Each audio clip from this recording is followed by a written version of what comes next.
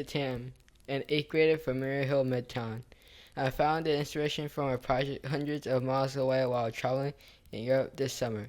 That's where I found a thrilling mountain ride called a toboggan. It's a brilliant ride that uses a simple cart on a track and gives you the control. I was so inspired by the design that I came home and decided I had to build it. This is how I took a thrilling vacation idea and turned it into my own functioning toboggan cart. Let's go. Step 1 is to create the base for the toboggan.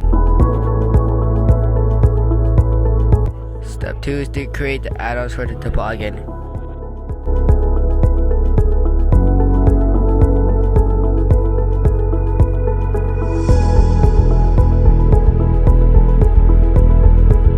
Step 3 is to glue the add-ons on.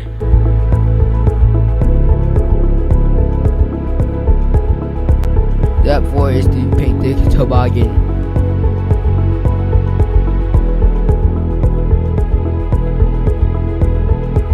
I discovered tobogganing in a book on traveling to Switzerland. The place was in Lucerne, but my parents couldn't find a way to get to that particular toboggan run. Instead, my dad found a toboggan place in Kunta Hora and Pingfisted.